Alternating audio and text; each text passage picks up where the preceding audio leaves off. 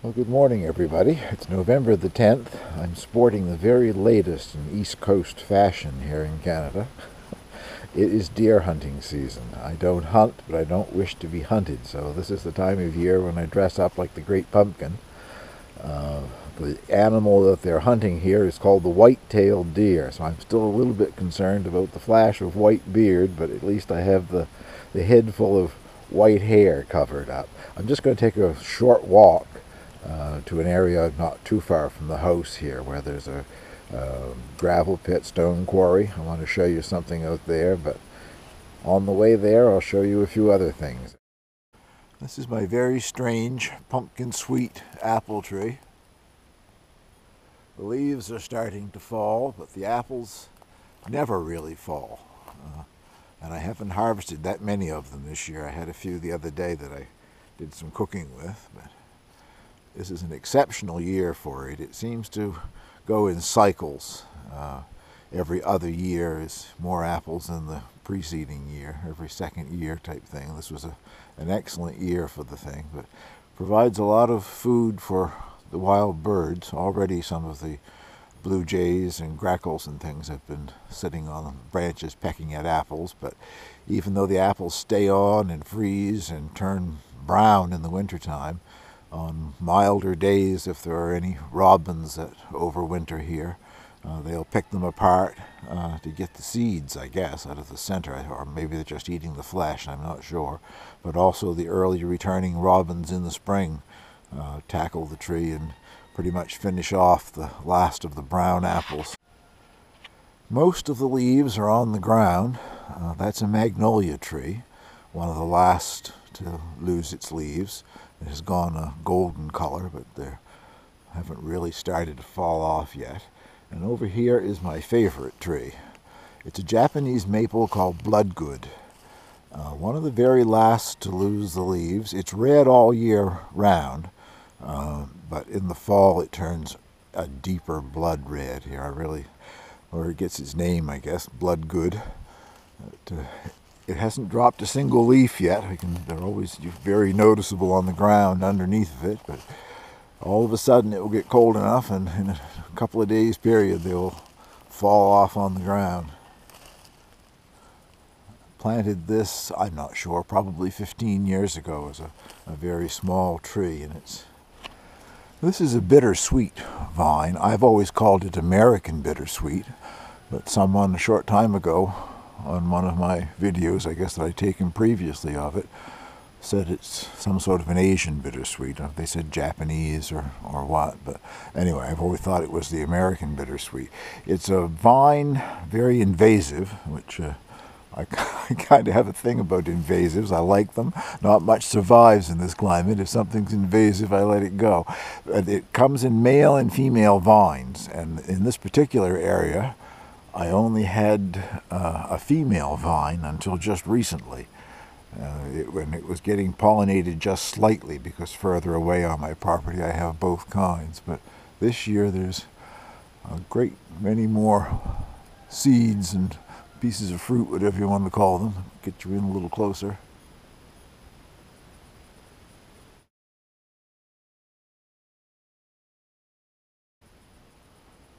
Well, I'm assuming that a male vine has come up here somewhere.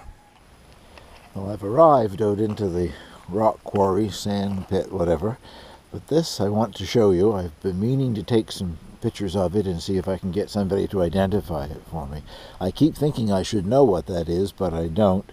It's definitely not a native wildflower here or anything. It's escaped out of somebody's garden. I've been saving some seeds. I'd like to grow it myself.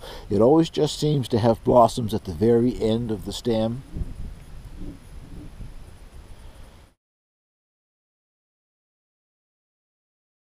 And the stem just keeps getting longer and developing more blossoms. It doesn't seem to have any blossoms down behind the one at the end. Anyway, I'm going to be gathering more seeds. If you know what that is, I'd really would appreciate it if you'd let me know. Well, this is what used to be a sand pit or a gravel pit, but it, I guess, saw the end of that process. They'd taken everything out of here that they could, and it found a new life 3 or 4 years ago here. blasted a couple of rock quarries, and I think for 2 years in a row they crushed stone in here. There's still, as you can see, mountains of it left, but this is only a fraction of what was here. They have resurfaced every road on the island with asphalt that they made in this asphalt plant, and also with the process called chip sealing on the side roads like where I live. Anyway, what I want to show you is something that developed in one of the 2 quarries that they blasted out.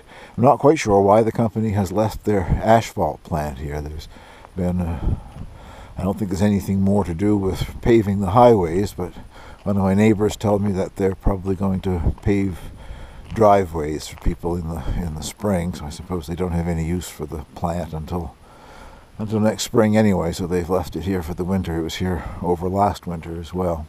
I'll take you out and show you the quarry.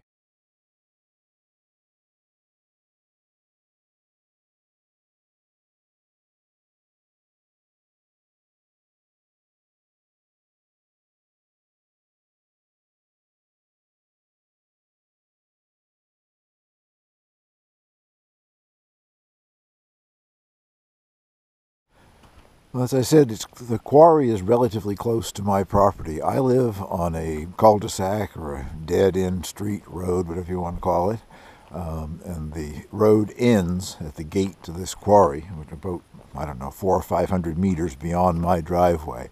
These big stones that you're looking at here were blown up out of the quarry when they did blasting here. It gives you an idea of the power behind the blast, I guess, to lift something that weighs that many tons and blow it up over the edge. But what I want to show you is down into the quarry here.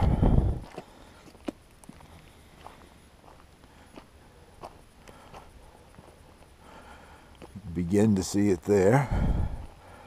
There isn't anywhere that a stream or anything runs into this. It's just a large hole in the ground.